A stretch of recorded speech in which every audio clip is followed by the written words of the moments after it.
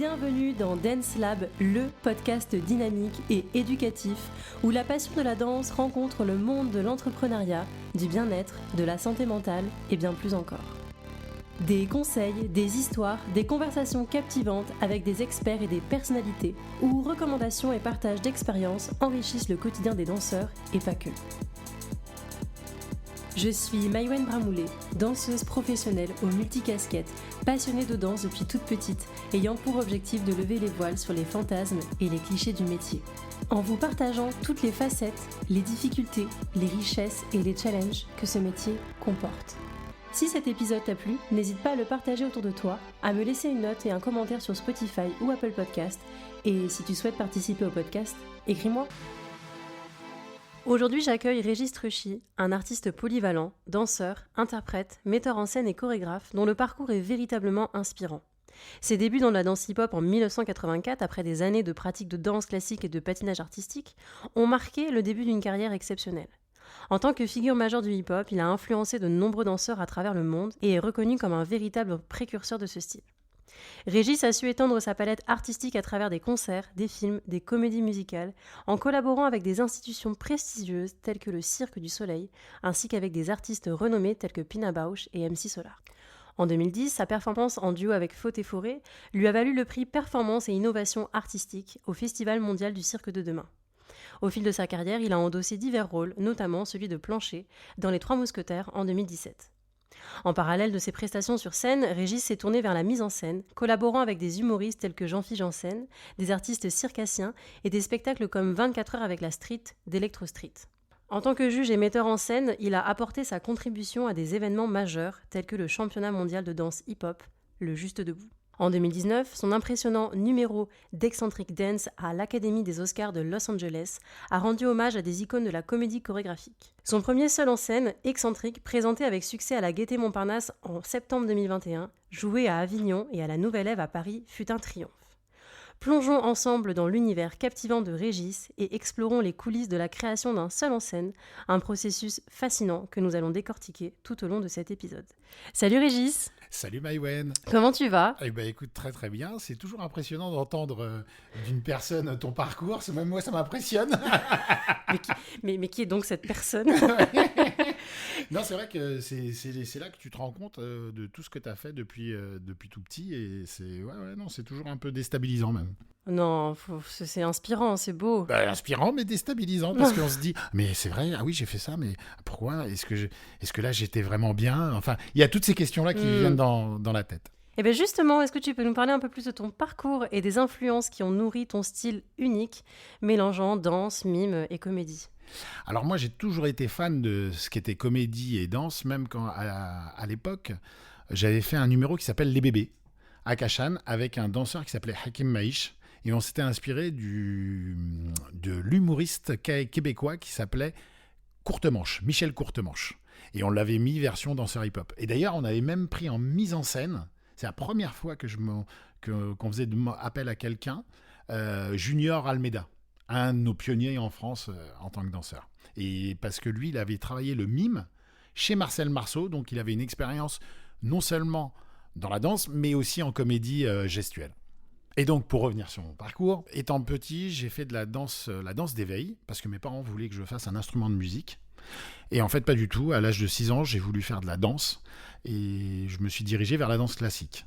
Et à l'âge de 10 ans, c'est-à-dire en 84, voilà, ça remonte un petit peu. Le dimanche après-midi, à la télé, j'ai vu une émission qui s'appelait HIP HOP avec Sydney. Et là, tout a commencé et je ne me suis jamais arrêté jusqu'à maintenant. Et je vais avoir 50 ans le mois prochain. Et suite à ça, tu as aussi fait du patinage artistique? J'ai fait du patinage artistique, j'ai même pratiqué les arts martiaux, du kung-fu, karaté. J'ai touché un peu à tout, mais ce qui m'intriguait le plus et là où ce qui me parlait le plus, c'était vraiment tout ce qui était dans une discipline de la danse hip-hop, ce qu'on appelle le popping, waving, boogaloo animation, parce que c'est vrai qu'il y a beaucoup de termes. Mais au-delà de ça, c'était la compréhension du corps pour essayer d'en faire un personnage sur scène. Et qu'est-ce qui t'a poussé justement à créer ton propre spectacle solo excentrique et comment tu l'as mis en scène et écrit? Alors, ce spectacle-là excentrique, je l'ai fait par rapport à un événement en 2019 à l'Académie des Oscars à Hollywood, où on m'a demandé d'interpréter, de faire un hommage à Charlie Chaplin, Marcel Marceau et Ray Harryhausen, celui qui faisait les premiers effets spéciaux dans les films hollywoodiens. Et donc là, j'étais devant un parterre d'Américains, d'Hollywood, donc du cinéma américain. Il y avait l'équipe de George Lucas, Spielberg, tous les gens de chez Walt Disney. J'étais même avec un monsieur qui s'appelle Eric Goldberg, qui a dessiné Le Roi Lion. Wow. C'était incroyable. Et il y avait une des plus grandes actrices américaines de l'époque qui s'appelle Shirley MacLaine, qui a dansé énormément de fois avec Bob Fosse. Donc moi, j'étais très intimidé. Et justement, je devais faire 7 minutes. Et j'arrivais et je perturbais en fait la conférence. Parce que c'est une conférence de 4 heures sur le cinéma américain. Et là, je me suis dit, waouh, qu'est-ce que je vais faire pour me faire remarquer quelque part ? Alors même si j'avais quelque chose d'écrit, mais là, je me suis vu le petit garçon qui était dans ma chambre à Villejuif, avec tous mes rêves, et j'ai dit, lâche l'affaire, vis le moment présent, et tu verras, si ça marche, tant mieux, si ça marche pas, au moins t'auras essayé. Et ça a cartonné. Comme quoi, il faut toujours se lancer, toujours essayer. Exactement. Et pas trop se poser de questions. Pas trop se poser de questions, c'est vrai. Et en parlant du coup de ton spectacle solo excentrique, comment tu décrirais l'univers de ton spectacle, l'atmosphère, les thèmes, les émotions que tu explores dans Excentrique ? Il y a plein d'émotions à l'intérieur. Tu passes de l'amour à la haine, aux pleurs, au rire. Il y a énormément d'émotions et des personnages assez différents. Mais par contre, c'est toujours vécu par la même personne, qui est moi-même. Oui. Un personnage lambda qui arrive en retard dans un spectacle. J'adore. Et qui, par une lumière sur scène, va être interpellé. Il va se dire, tiens, si j'osais monter sur scène. Et cette lumière va m'envoyer dans un voyage complètement farfelu entre musique, danse, comédie, clown. Et cette lumière, à la fin, j'essaye de la canaliser pour la donner au public. Parce que si elle m'appartient pas qu'à moi, mais elle appartient à tout le monde. Exactement, parce qu'on est aussi sur scène pour partager, c'est pour donner. Et quand tu parles justement d'oser, de se lancer, au début, quand on se lance, on n'est pas toujours parfait. Et quelles ont été les difficultés que tu as rencontrées en lançant ce projet ? J'ai rencontré 1 milliard de difficultés, que ça soit au niveau de la scène ou même au niveau de comment monter ce spectacle. Et en fait, tu l'apprends tous les jours. En fait, ça fait 2 ans et demi que je le joue. Et je pourrais te dire là que ça fait que quelques mois où je commence à dire « Ah, ça y est, il existe ». Parce qu'il y a 2 ans et demi quand je l'ai fait, j'ai rien compris à ce qui m'arrivait. Et même j'ai dit « Je suis complètement malade. Je vais bientôt avoir 50 ans. Je me lance sur un spectacle d'1 heure où je fais mime, danse. » Parce que c'est physique. Bien sûr. Mais c'est pas que physique. Parce que en fait, ce qui me fatigue le plus, c'est l'émotion. Canaliser l'émotion, la remettre au bon moment et en timing avec le public pour que ça soit aussi une interaction. Que le public soit avec moi et pas contre moi. C'est important. Et quand on lance un seul en scène, on est seul sur scène, mais quand on le lance, on n'est pas forcément seul. Non. Donc, as-tu collaboré avec ou été inspiré par d'autres artistes, personnes pour la création de ton spectacle ? Alors, la création propre de mon spectacle, en fait, je l'ai écrit pendant le Covid. Réellement. Et j'étais avec une de mes productrices qui s'appelle Laurence Assouline, chez Little Bros. Et c'est elle qui m'a permis d'écrire et de mettre en place un spectacle un peu cohérent. Parce que j'avais beaucoup d'idées. Il fallait me canaliser. D'où le nom Excentrique. Excentrique. Après, j'ai eu des personnes qui sont venues m'aider. Monsieur Gilles Galliot, qui est un metteur en scène, acteur aussi, qui est très très bon dans l'improvisation, dans le mime, tout ça. Enfin bref, il a une grande palette et il écrit très très bien. En plus, j'ai Mathieu Petit, c'est aussi mon producteur et qui m'a énormément aidé et qui m'aide encore, qui m'accompagne. Et en fait, on pourrait l'appeler comme mon metteur en scène à l'heure actuelle parce que, en fait, qu'on l'appelle metteur en scène, chorégraphe ou œil extérieur, peu importe le mot, on s'en fout. C'est les actes qui sont importants. Tout à fait. Et de toute façon, on a toujours besoin d'une personne extérieure, même si on se dit, même professionnellement, j'entends souvent co-metteur en scène. Mais toi, si tu es sur scène, tu peux pas être metteur en scène. C'est impossible. Tu peux pas tout faire. Mais non, tu peux pas tout faire parce que tu ne te vois pas. Donc, tu vas être ton pire ennemi. Tout ça, c'est dans un inconscient. Mais c'est pour ça qu'il faut que ça devienne conscient. Il y a un moment donné, il faut prendre la réalité des choses. Voilà. Tu parlais d'excentricité. C'est quoi pour toi l'excentricité, et notamment dans ton spectacle? L'excentricité, pour moi, c'était.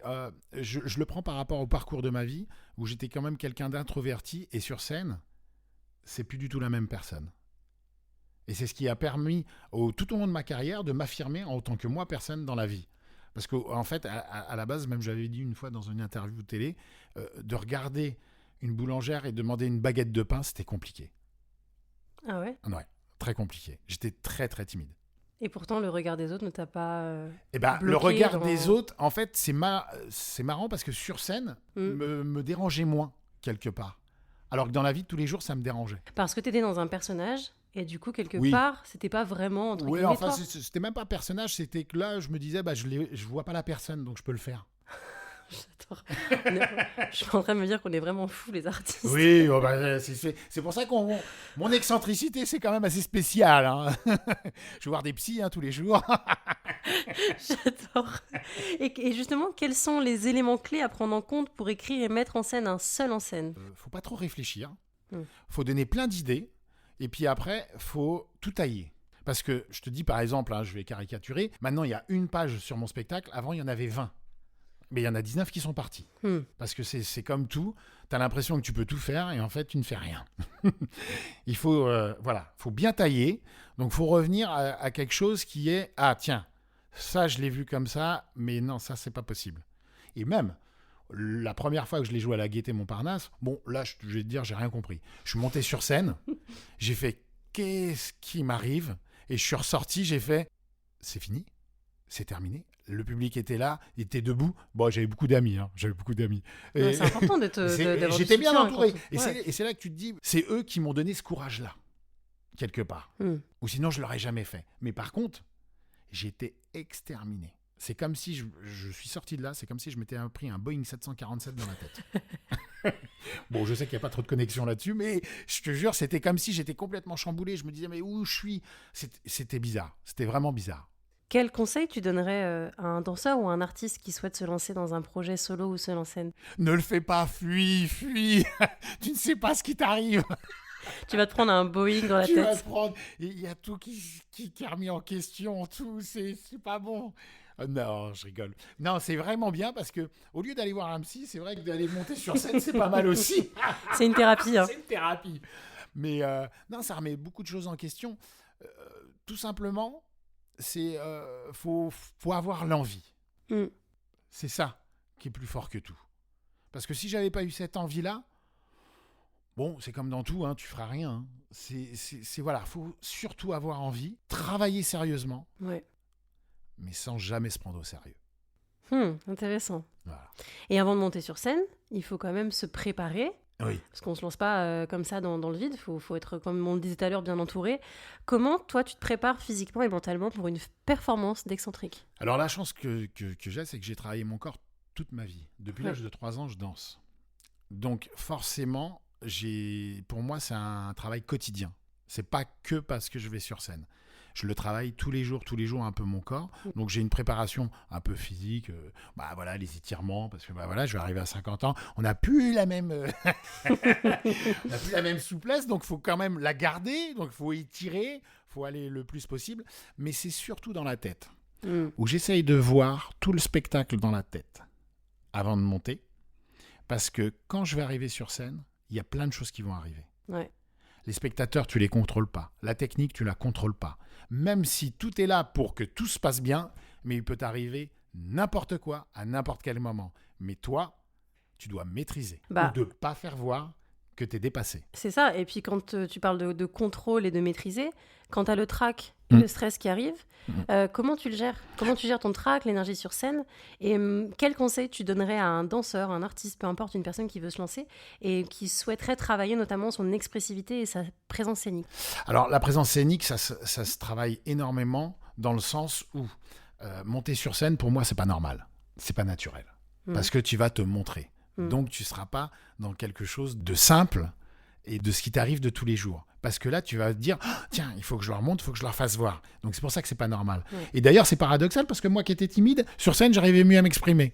Donc tu vois, c'est complètement paradoxal. C'est ça l'excentricité. Non, mais c'est toujours, voilà, c'est pour ça qu'il n'y a pas une vérité, mais plusieurs vérités. Et tout dépend en fait de la personne, de ton vécu, de toi, comment tu abordes les choses. Et tout est remis en question par rapport à la situation. Donc pour moi, c'est ce que j'ai toujours vu. Parce que j'ai vu même des comédiens avant de monter sur scène qui étaient extraordinaires, et quand ils montent sur scène, c'est plus pareil, c'est plus la même chose. Et pourquoi ? Parce qu'on se prend trop la tête. C'est pour ça que je dis que c'est clair que monter sur scène, c'est pas facile, c'est pas naturel. Donc il y a une grande maîtrise à avoir, un grand travail à avoir en amont pour essayer d'être le plus fort et le plus cohérent sur scène. Tout à fait. Donc ça dépend en fait, mais il y a tout ça qui trotte dans ma tête avant de monter. De toute façon, je pense que pour réussir, il faut se tromper aussi Complet. avant. Mais de toute façon, même avant, souvent quand on monte des spectacles, parce que j'ai aussi ma casquette de metteur en scène, je dis souvent aux gens, attention, je suis pas là pour vous dire c'est bien ou c'est pas bien. En plus, moi, je n'ai pas la vérité. J'ai ma vérité, Bien sûr. mais qui n'est pas la vérité de tout le monde. Donc c'est deux choses différentes. Et je leur dis à chaque fois, trompez-vous. Testez, trompez-vous. Ouais, mais toi, Régis, t'es trop gentil. Non, c'est pas que je suis gentil. Si j'étais pas gentil, je vous le dirais pas. Ouais. Parce qu'au-delà de la gentillesse, il faut être authentique et sincère. Exactement. Et la sincérité, c'est ce qu'il y a de mieux. Même si tu te trompes. Moi, j'ai déjà vu des gens se tromper, mais ils étaient tellement sincères qu'on y croit. Regarde nos politiciens. Non, je rigole. non, mais c'est ça. Peut-être que sur le moment, ils sont sincères ou ils l'ont travaillé, peu importe. Mais c'est ça qui est drôle. Même, de toute façon, les plus grands comiques, pour moi, c'était dramatique. Et pourtant, on en rigolait. Parce qu'ils étaient dans une sincérité. Et souvent, même le comique, parce que c'est ça qui est dur, entre guillemets, mais tout est dur, de toute façon. Tout est compliqué. Il n'y a pas que le comique. Mais un comique, c'est pas la blague. C'est comment ça va être amené, comment ça va être dit. C'est une situation, un passage. C'est pour ça qu'il y en a qui ont dit « Ah, mais lui, il sait raconter les blagues. » Oui, mais c'est parce que c'est son émotion, son intention, il y croyait, etc. Si on dit juste la blague pour la blague, ça marche pas. Ça apporte la légèreté aussi dans un sujet. Exactement. Et c'est comme pour monter sur scène. Si tu montes sur scène, c'est pas gratuit. C'est pas une question de monnaie. C'est pas gratuit dans tes sentiments, dans tes intentions émotionnelles. C'est ça qui va diriger que tu vas faire que tu sois chanteur, acteur, acrobate, danseur. Parce que on pourra les appeler comme on veut, mais on fait tous la même chose. C'est à nous de comprendre et de le faire comprendre. C'est vrai. Tu parles justement de monnaie. Monter sur scène et construire un seul en scène, ça se finance, j'imagine. Ouais. Comment tu as financé, produit et trouvé des lieux de diffusion pour ton spectacle ? Alors, j'ai financé, j'ai produit... Non, pas du tout. Alors, c'est pour ça que même quand tu disais, je fais un seul en scène, mais je suis suivi par une grande équipe. Et oui. J'ai une équipe de production derrière qui s'appelle Little Bros. D'ailleurs, sans qui je n'aurais jamais pu le faire. Et c'est grâce, en fait, à Jean-Philippe Janssen. Quand j'ai mis Jean-Philippe Janssen, on a été dans la boîte de production de chez Little Bros. Et c'est eux avec qui j'ai osé passer le pas, parce que je n'avais jamais fait de seul en scène. Depuis toute ma carrière, je n'ai jamais fait de seul en scène. Des numéros de temps en temps, à droite, à gauche, à l'étranger, tout ça, oui. Mais une heure où on vient de voir toi en tête d'affiche, je ne l'avais jamais fait. Et ces personnes-là, donc du coup, ta production t'a permis justement de trouver des lieux de diffusion pour ton spectacle, comme Avignon, comme Avignon, mais aussi, même au préalable, j'ai eu Mourad Merzouki, qui m'avait prêté le théâtre de Créteil. J'ai mon ami Bruce, comme mon frère, de Juste Debout, qui me prêtait les salles, qui m'a aidé aussi sur la publicité, tout. Et effectivement, j'ai une grosse boîte de production, enfin Little Bros, qui me permet de travailler tous les jours. Il y a des diffuseurs et me permet d'aller dans des théâtres, même dans lesquels je n'avais jamais fait avant. Parce que moi, avant, je travaillais plus avec la culture. Et en fait, j'ai connu aussi d'autres théâtres, d'autres milieux. Parce que c'est pas le même milieu, en fait, quelque part. Même si on fait la même chose. C'est vrai. Et la question qui est, à mon sens, la plus importante, c'est pour qui as-tu créé Excentrique ? Alors, la plus importante personne, c'est moi. Non, c'est moi parce que, en fait, oui, c'est une envie déjà intérieure que je voulais faire depuis longtemps. Et je me suis dit, pendant l'Académie des Oscars, je me suis dit, tiens, j'ai réussi à intéresser un peu le milieu du cinéma américain avec 7 minutes. Donc, je vais essayer de faire 1 heure. Grosse erreur, je n'avais pas pris conscience de ce qui allait m'arriver. J'adore. Grosse erreur. Mais c'est comme ça que c'est parti. Ça veut dire que tu as suscité des réactions, des émotions dans ton public à Los Angeles. En fait, oui, en plus, ils étaient assez... c'était une conférence. Donc, c'était pas un show. C'était très sérieux. C'était très sérieux et c'était que des gens de la profession. J'avais même, dans la salle, 3 danseurs du cast original de West Side Story qui étaient là. Oui, Incroyable. j'étais fier comme jamais. J'ai dit, oh, mais mon père qui n'était plus là, j'ai dit, oh, si mon père m'avait vu, ça m'aurait fait plaisir. C'est trop touchant. Et on parle d'émotions. Ouais. Et quel message, réaction et émotion souhaites-tu susciter chez le public ? Il y a tellement d'émotions. Déjà, j'ai envie qu'ils m'aiment. Non, mais c'est vrai, ça paraît bête. Mais une fois, on m'a dit, mais pourquoi tu montes sur scène ? Parce que j'ai envie d'être aimé. C'est l'ego, l'ego de l'artiste. C'est l'ego de l'artiste. Que tu le veuilles ou que tu le veuilles pas, moi, si je fais ce métier, c'est pour être aimé. Voilà. Et après, si je peux déclencher des choses chez certaines personnes, parce que parfois, j'ai des retours de certaines personnes, même qui n'aiment pas la danse. Souvent, j'ai des messages privés où on me disait c'est ma femme qui m'a emmené. Moi, la danse, vous savez, ça me parlait pas. Puis en fait, vous m'avez donné envie de danser. Et voilà, c'est la plus grande des récompenses. C'est la plus grande des récompenses. Voilà. Au-delà d'être aimé, voilà, c'est ça. Et tu parles d'être aimé, mais il y a aussi des personnes qui ont peut-être moins accroché. Quelles ont été les premières retombées du spectacle auprès du public et de la critique ? Et comment toi, surtout, tu as su gérer ces critiques positives, constructives et même négatives ? Alors, c'est ça, au niveau des critiques, souvent c'est gratuit.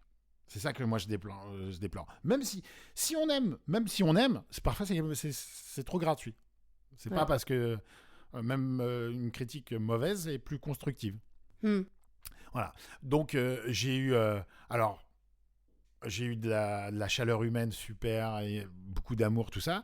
Mais il y a des gens qui ont même écrit parfois des choses, déçu, je me suis ennuyé, c'est quoi ça, il se prend pour qui ? Ah non, j'ai eu des critiques super négatives, quoi, entre guillemets. Et c'est vrai qu'il faut avoir une force mentale. Ouais. Et d'ailleurs, si j'étais pas spécialement fan, parfois de ses comportements, tout ça, mais Madonna, il y a un truc qui m'a toujours impressionné, quoi qu'il en soit, elle ne regarde pas ces critiques-là, elle fonce. Et ça, elle a super raison. Quoi qu'il arrive, il faut faire quelque chose. Et tu peux pas être parfait. Et c'est là où même, de plus en plus, je vois les choses. La perfection n'existe pas. Que t'aimes le rouge, le noir, tout ça, tout le monde est différent. Maintenant, il faut faire attention à toutes ces critiques parce que c'est vrai que moi, parfois, ça me touche. Je suis très sensible. La preuve, si j'étais introverti, c'est que je voulais pas trop me confronter justement à certaines réalités. Ouais. Et effectivement, de me mettre là comme ça en avant, c'est comme si tu te mettais à nu. Donc voilà, t'en prends plein la tête. Parfois, c'est bien, parfois, c'est pas bien. Mais tu sais pourquoi tu le fais. Parce que t'aimes ça. Et c'est le plus important. Et c'est ce qu'il y a de plus important. Monter sur scène, c'est aussi faire face au regard et au jugement des autres. Et de quelle manière le regard du public influence-t-il ta création ? Alors, moi, tous les jours où je vais sur scène, j'essaye de nouvelles choses. Et c'est là qu'on voit si ça marche ou ça marche pas. Et d'ailleurs, maintenant, il est mieux timé grâce aux gens qui m'entourent et grâce au public. C'est pour ça que le spectacle, il n'est pas que de moi, mais il est de tout le monde. On avance toujours, on évolue grâce aux autres. Exactement. Et en parlant des autres, je pense qu'il est important de toujours bien s'entourer. Et quelle a été l'importance du soutien de tes proches et des professionnels dans le développement de ton projet solo ? Là où moi je suis content, c'est que c'est marrant parce que quand j'avais travaillé avec ma production, j'avais dit au début, j'ai pas besoin d'une production, mais j'ai besoin d'une équipe. Ouais. En fait, j'ai besoin d'humanité. Parce qu'il faut être là dans les bons moments comme dans les mauvais moments. Clairement. Et tout le monde a sa problématique. Souvent, même les artistes avec les productions, ils ne s'entendent pas. C'est pas qu'il y en a un qui est mauvais ou l'autre il est gentil, on s'en fiche de ça. C'est qu'il y a un moment donné où il faut savoir parler, savoir dire les choses quand il faut et pas se faire avoir. Et souvent, même dans la profession, je dis tout le temps, les gens lambda, le public, il peut se permettre de dire ça, c'est pas grave. Mais nous qui travaillons dedans, faisons attention à ce qu'on dit, faisons attention avec qui on travaille, prenons soin des uns et des autres. Et on aura peut-être une meilleure évolution. Je suis complètement d'accord. Mais écoute, Régis, l'épisode touche déjà bientôt à sa fin. Mais j'avais pas fini. Attendez. Alors, est-ce que Est-ce que tu aurais des projets de tournée, de nouvelles créations en perspective, des choses que tu Oui, peux nous j'en ai dire, pas mal. pas trop confidentielles? Bah, en fait, j'ai des tournées à l'international, mais comme elles sont en train Ouais, de trop se bien. négocier, je préfère pas trop en parler. Je suis pas superstitieux, mais quand même, tant Hmm. que c'est pas fait. Enfin voilà, il y a des choses, je préfère rester. Mais par contre, quand ça sortira sur les réseaux sociaux, si je vois qu'il y a eu de l'avancement, je me permettrai d'en dire un peu plus. Et après, j'ai plein de choses, plein d'envies. J'ai des nouvelles mises en scène qui arrivent aussi, mais c'est en train de se faire, c'est pareil. Et comme on est en négociation avec pas mal d'artistes, et ouais, non, mais c'est des projets très intéressants. Et pour du coup te retrouver sur les réseaux sociaux, faut aller sur Instagram. Instagram, Facebook, c'est là où je suis principalement. Ok. Ouais. Et tu parles de tes nouveaux projets. Vers quels horizons artistiques tu souhaites te diriger à l'avenir? Alors moi, c'est le 7e art, j'aimerais bien le cinéma. Parce que le cinéma, j'ai toujours un petit peu travaillé dedans, mais vite fait. Vite fait. Et j'aimerais travailler un peu plus en profondeur, coacher des comédiens parfois, même des réalisateurs ou des monteurs, d'être derrière. Parce que c'est vrai que comment le film ou le scénario ne suffit pas. Il y a toute une ambiance à faire. Et c'est ce qu'on appelle, en fait, la mise en scène, la réalisation. Elle n'est pas palpable. C'est pas souvent les gens ils confondent avec le décor ou le costume. Ah, la mise en scène elle était pas bien. Pourquoi ? Bah parce que le costume j'ai pas aimé. Mais c'est pas de la mise en scène. C'est un ensemble la mise en scène. Et tout part de d'où ? De l'humain. Et c'est ce qui m'intéresse le plus. En parlant d'humain, si tu devais résumer Excentrique en 3 mots, quel serait-il? Alors, passion, travail et suivre son instinct. Merci Régis. Merci. Est-ce que tu aurais un dernier message, un dernier mot, quelque chose que tu aimerais dire et partager à ceux qui nous écoutent? Eh ben, Maïwen, la première fois que je t'ai vu, c'était à l'audition au Paradis Latin. Et juste t'étais en train de marcher et j'ai dit, celle-là, elle est forte. Comme quoi, l'instinct est important. Tu vas me faire chialer. Merci Régis, pardon, ça me touche beaucoup. Merci d'avoir partagé ton expérience et tes précieux conseils sur ton seul en scène. Merci. Et j'espère que ça aidera toutes les personnes qui nous écoutent à se lancer et que ton parcours les inspirera. Bah écoute, c'est ce que je souhaite le plus au monde. Merci beaucoup. Merci. Ciao. Ciao, ciao.